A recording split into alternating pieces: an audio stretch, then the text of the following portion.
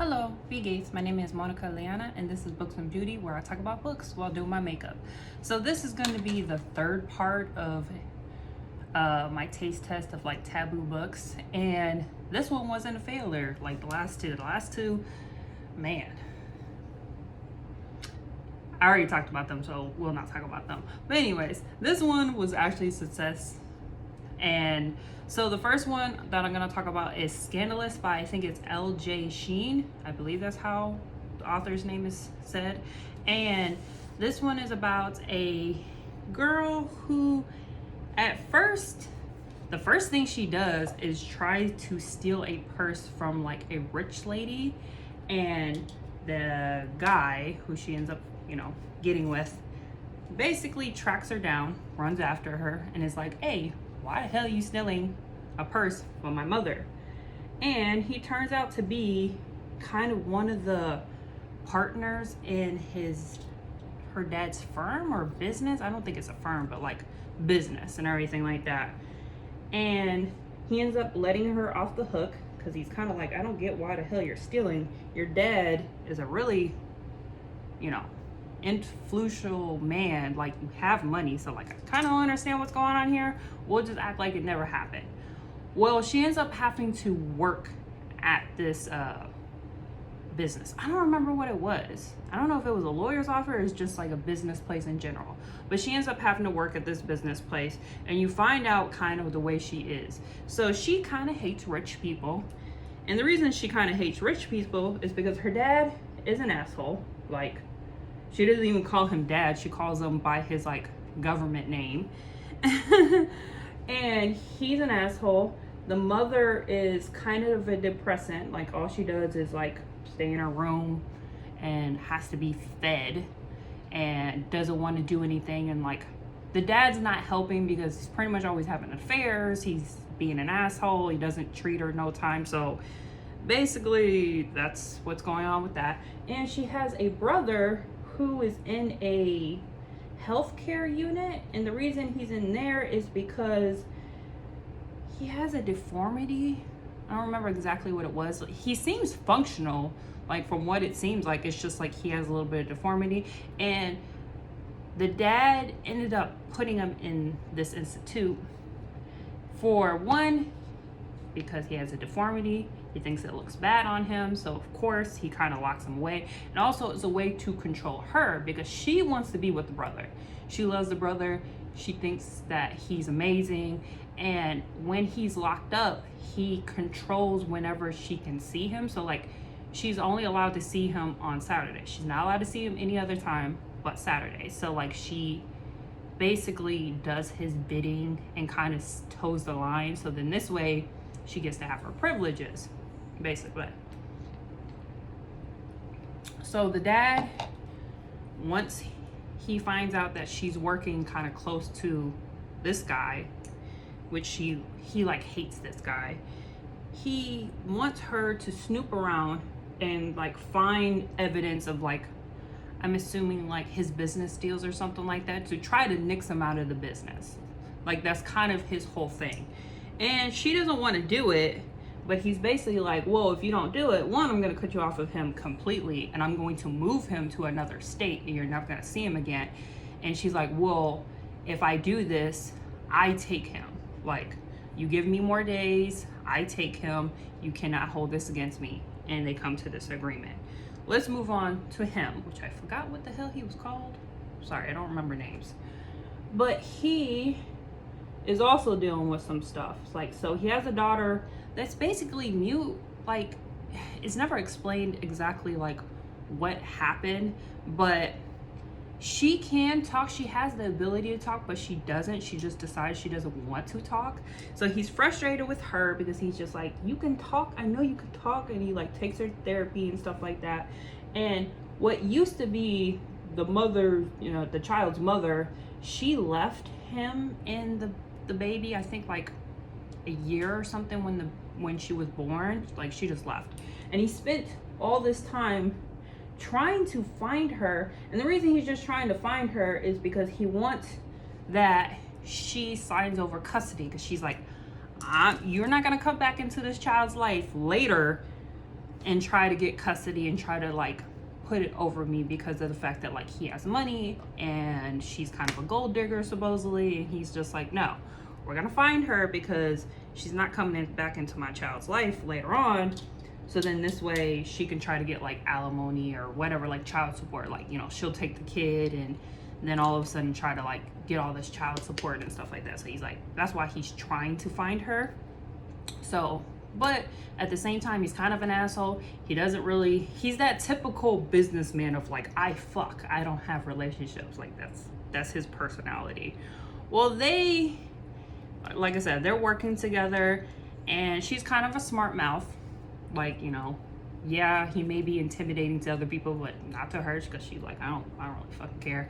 Money doesn't like scare me. Like my dad is a worse person that it's like, you don't scare me and stuff like that. And he, you know, they start to have kind of, I guess you could say, lustful thoughts to one another and everything like that.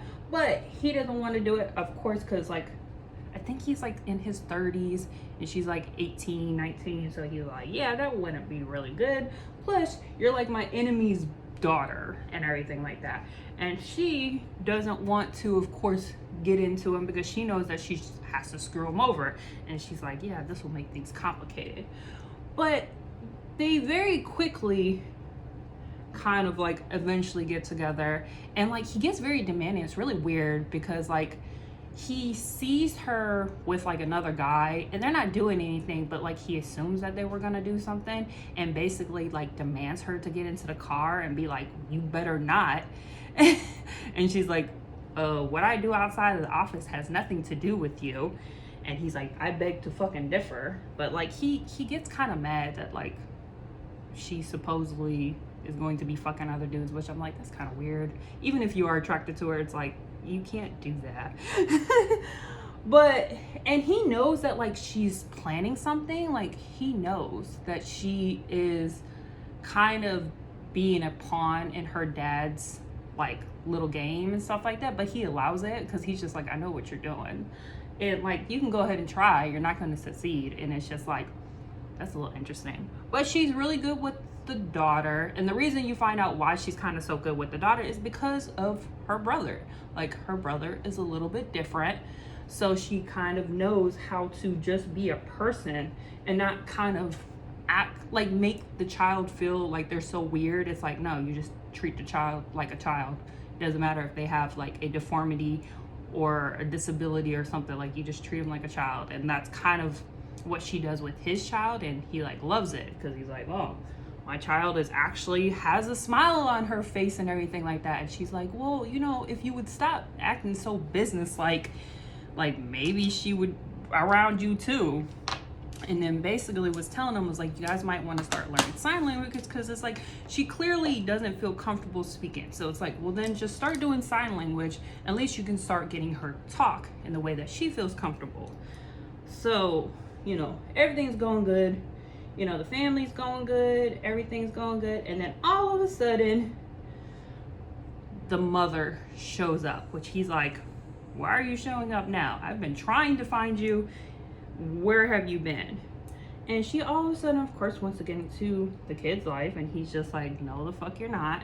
I don't know why you're coming here. Like, who sugar daddy are you with now? And stuff like that. Come to find out, it's her dad and his baby mama all of a sudden like are together. And that's why apparently he hates him so much, and why he's trying to ruin him is because he wants her back and he wants to get the kid for her, and they're just gonna kind of do this whole hostile takeover type of situation.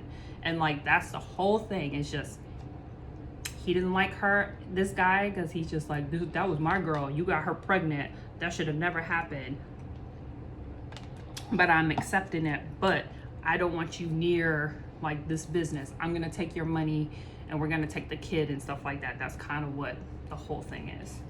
And come to find out, this dude is kind of a scam artist. Like he has been doing drugs and like dealing drugs and is constantly moving around. And that's why he's moving around, because I guess he's known as like a shark. Like he'll come in, do a few things, and then like leave again. And it's because that's how he's moving around drugs or something like that. And you find out that like he was also doing it to his wife, and that's why his wife has been somewhat in a depressed manic state for so long, is because he was giving her drugs without knowing. So he was sedating her, and that's why she was constantly like, I can't get out of bed and stuff like that. They just thought like, oh, she was depressed. It's like she was being medicated and she didn't know it. So he ends up going to prison. She doesn't get anything. I don't remember what exactly happened to her, but she doesn't get anything. And then they end up being together, and they kind of realize, you know what, like, yeah, it's kind of weird that like we're very different in like ages, but we get along very great. So they, in a way, combine their families. So like she now has custody of her brother, which is now kind of in a way her son, and he has custody, of course, the daughter, and then they blend. And like that's the end of the book. It was actually pretty good. I mean, granted, I still will say this is a 3, because at the same time I wasn't that invested in it, but they had a good enough like story, and it was somewhat believable. Instead of like, it was a little insta lovey, but not like as severe as like the Medicine Man, or like as creepy as the Unquitted. Like this was like, I get it, they're kind of two very guarded people that end up getting together and realizing that like, hey, not everybody's shitty. And that was kind of it. So not too bad. And then I finished the last 2, well, not the last 2. I finished the 3rd and the 4th book of the Off Balance series. And I'll give you a quick rundown. So the 3rd one basically starts off with where the 2nd one ended, where she finds out that Kova and Katya got married. They've been married for a while, and she basically has a mental breakdown. And Hayden ends up becoming her comfort in a way.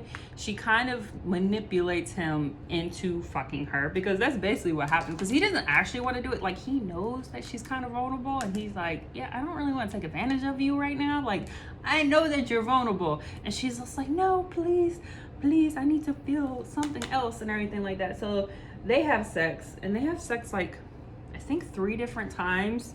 And at one point, like they're in the shower and he doesn't have a condom, because he's very specific of like, I use condoms. Like she's never used a condom with Kova, but with her, like with Hayden's like, I always use condoms. Like I'm not trying to get nobody pregnant, I'm not trying to have diseases.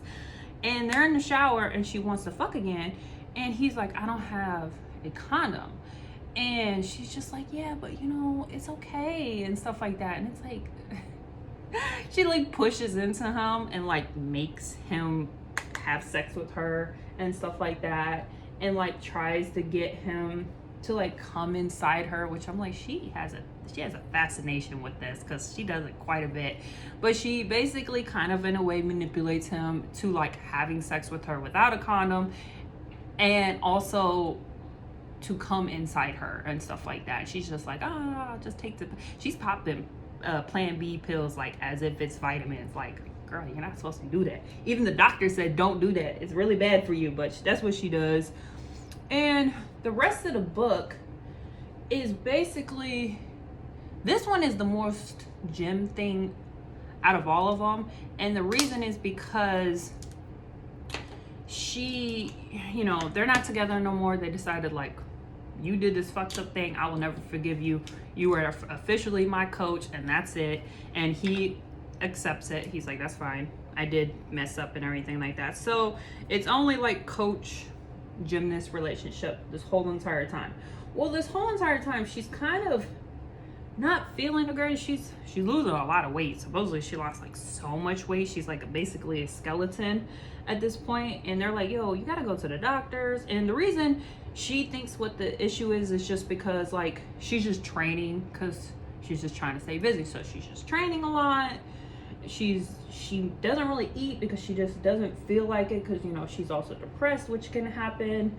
And eventually, you know, she goes to the doctors, and the doctors are like, yo, we need you to like come in like ASAP. Come to find out, and this is at the end, she has stage 4 kidney failure and lupus.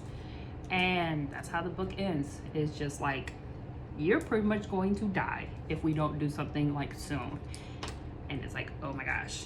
So, fourth one so far is my favorite. It is the most toxic shit ever, but I love it.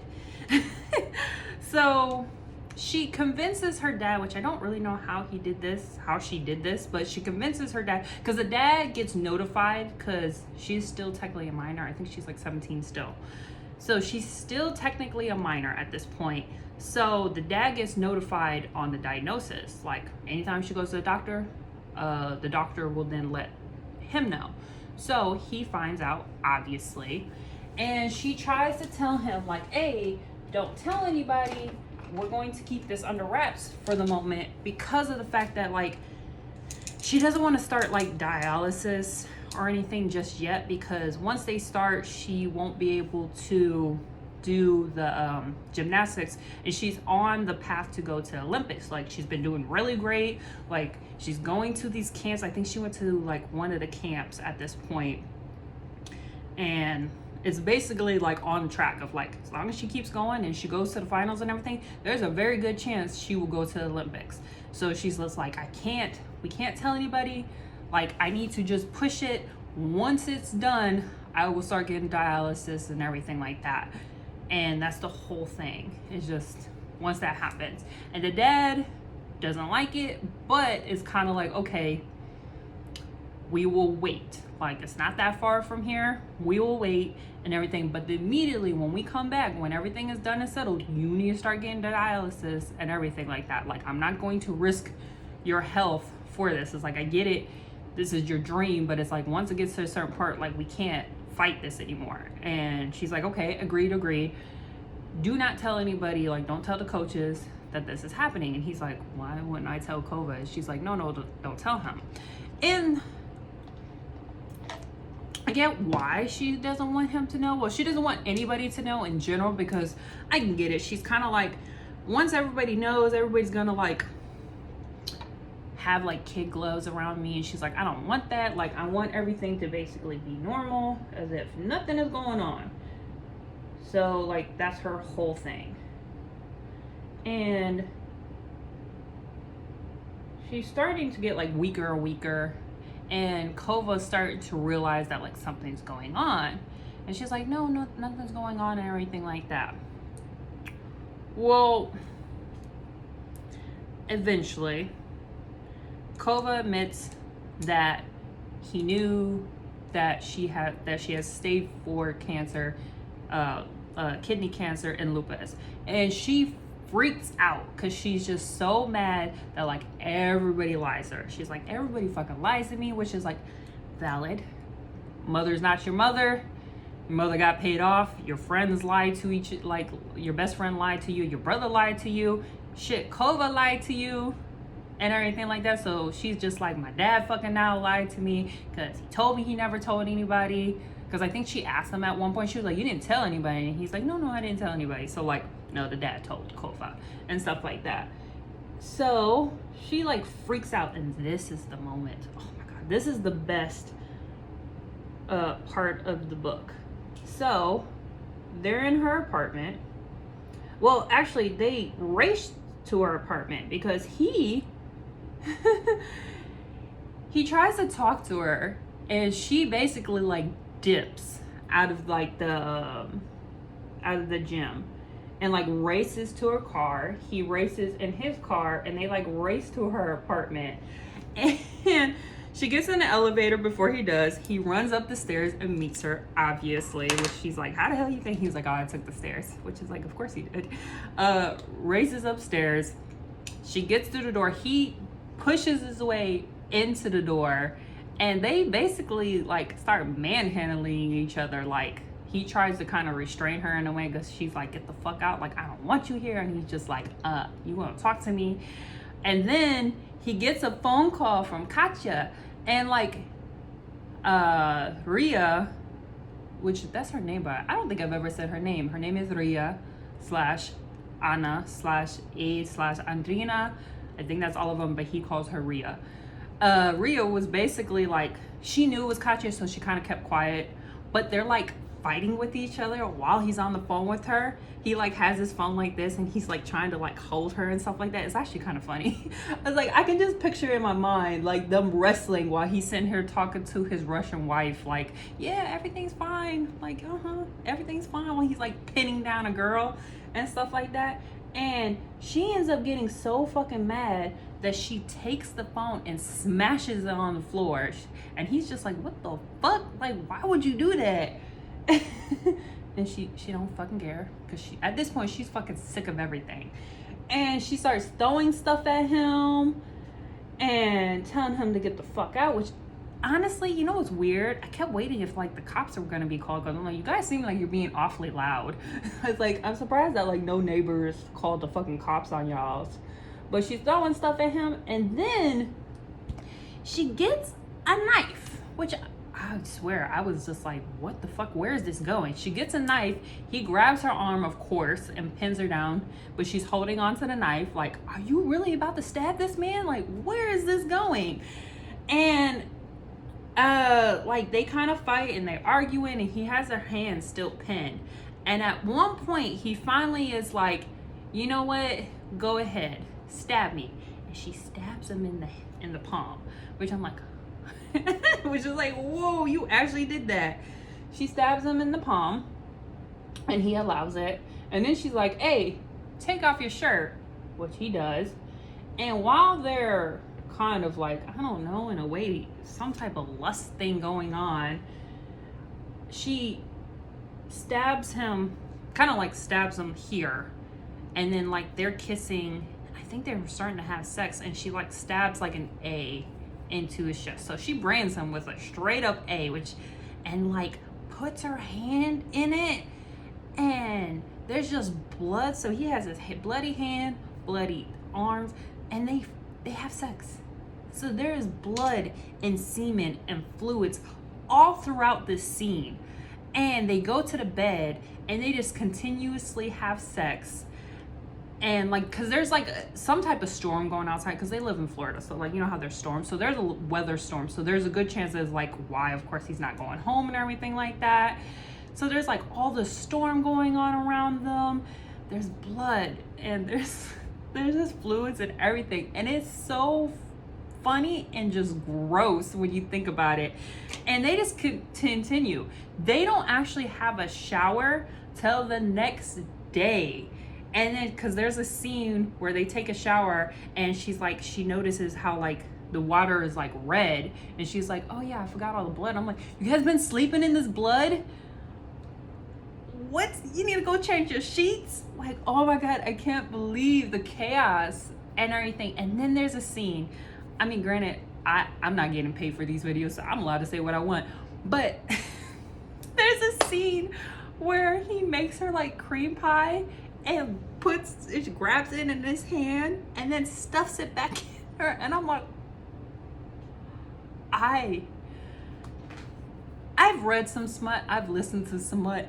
This author has made the most craziest shit happen that I'm just like, I never thought I would read this. Like, this author is so funny. She has a real fascination with cum. It's really weird. She does this a few times. They talk about cum and like leaking cum out of her all the time. I'm like, God, you have a weird fascination. But like, yeah, now she has knife play, and she literally thinks in her mind of like how sexy it would be to have sex and stab him. And it's like, I'm gonna need you to go get therapy, because it's just like, you're gonna kill this man.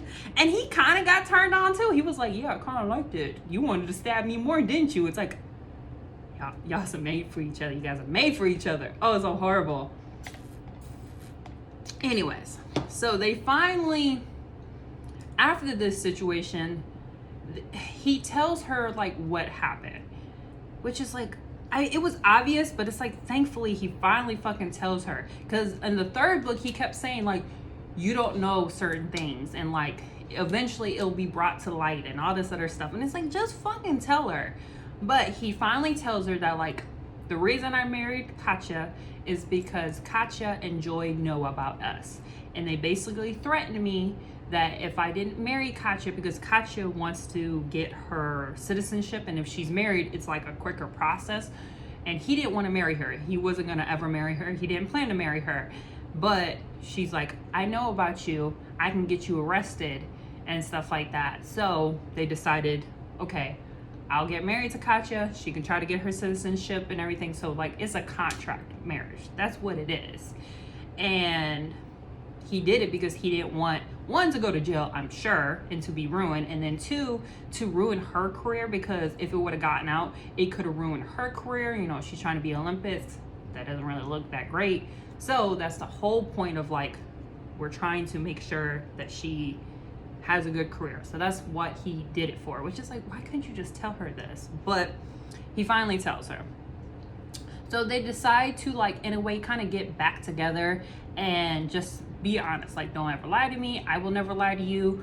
We're going to be honest. We'll get through this type of thing. And things go on. She gets qualified to go to the Olympics. So she's going to go, which is going to be the 5th book, talking about the Olympics and everything like that. And at the very end, because there's always a cliffhanger, at the very end, she ends up getting pregnant. She freaks out, she gets pregnant, and she's like, oh my God. Like, first she tells her best friend, because her and her best friend ended up making up and everything like that. And she tells her best friend, which her best friend is the one that kind of like initiated it, because she's like, I feel so sick all the time and I'm throwing up. And she thought it was because of the lupus and stuff like that. And she's like, are you sure? Like, you sure you're not like pregnant? And she's like, nah, like I can't. Like, they say it's a very small chance I can even get pregnant. She's like, well, you should go get a test anyways. Sure enough, she gets a test. She's pregnant. She pees on like all of these. She's pregnant. And she doesn't say anything to Kova.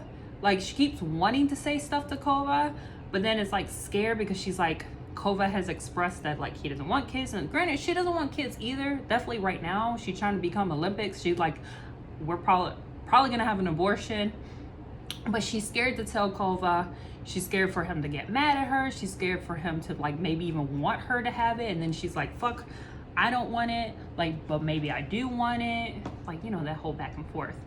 And she keeps postponing it. Her friend is like, you need to tell him. She's like, I am. She keeps saying that she's going to.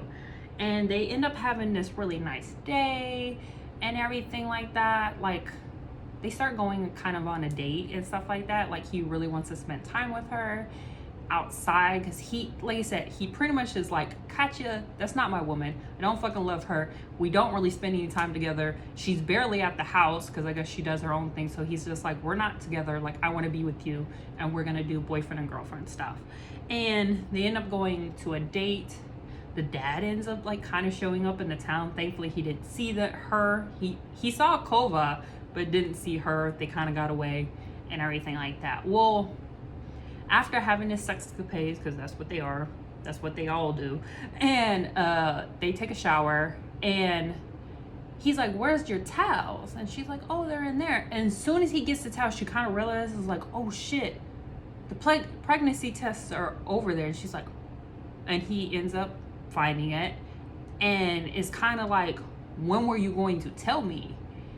And he was like, were you ever gonna tell me? And she's like, oh, I don't really know, and everything like that. They're kind of like, he ends up taking it a lot better than she thought. Like, she thought he was gonna hate her and everything like that. And he's actually sad. Like, he kind of like, he knows that they're going to get rid of it, because they're like, obviously you have to. But he's also kind of like, you know what, it's kind of cute and special that we made a baby, that you have a baby inside you and everything like that. And they kind of just have a moment. Of course, the moment has this I don't understand. So they're both half naked. He has like boxers on, she has like a bra and panty or something like that.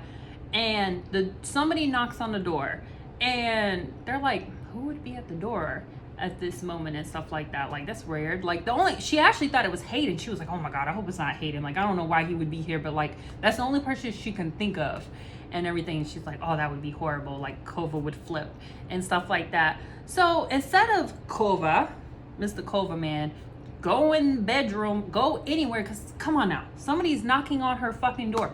Go somewhere, go to the bedroom, go to a closet, go somewhere. before, so you could tell who the person is. He doesn't do that. She is in her bra and panties, and she goes and answers the fucking door. Who do you think it is? Her fucking dad. And when she opens up the door, Kova is behind, you know, her in boxers, and he's just like, he comes in the door and he's just like, you want to explain to me what the fuck is going on right now? And she's like, oh, it's not what it looks like. She's like, he's like, you have bra and panties on, he's shirtless and has your branding. He was like, why does he have a branding A on his chest? Which I at that point actually forgot all about it, and I was like, yeah, you can't even say shit. But she literally tries to say, oh, there's nothing going on, this isn't what it looks like. And I'm like, what do you mean this is not what it looks like? This man is half naked. You're half naked. He even says that like her hair is wet. So he was like, you guys took a shower. Like, what do you think it is? And it's like, why would he not be in the fucking bedroom? Like, you're so stupid. Why would you answer the door half naked? And then they end up getting into a big fucking fight. Like, he more or less hits Kova. Kova apparently just kind of blocks because he doesn't want to hit, because I guess Kova would like beat this man up. And he ends up hurting, the dad ends up hurting Rhea, like basically like twists her arm and everything. He's like, you better go get shit, like you're fucking leaving now. And then they start fighting, and she tries to get in the middle, and then the dad ends up hitting her to the point where she crashes into something and she starts losing blood and she passes out, and that's it. So like all you see is like fade into black. And yeah, that's the end of that book. I'm not gonna lie, the fourth book, I love that book. It is the most chaos, just horribleness, toxicity out there, but it is just the greatest. Like, I'm so glad that this author is going there. It's like, you know what, if you're gonna go there, just fucking go there. Like, make me shocked. So, and then now we have the fifth book, which I have started it, I have not finished it, and the only reason I haven't finished it is because I'm trying to savor it. Like, I could have finished that book probably a few days ago, but I'm like, I don't really want it to end, so I'm kind of like slowly reading it. So I'm at 66%. I will probably finish it maybe today or maybe sometime this week, but it's just like, at this point I'm like, I don't want it to end. I'm so scared. One, where it's gonna go, and then two, it's like, once this is done, I have nothing else that I feel like is going to compare to it. So I'm like, I'm going to have a big gape in my heart, but whatever. Anyways, I will talk to you guys later. I'm gonna go walk the dogs and probably go to the gym and basically spend my Sunday doing whatever. Bye.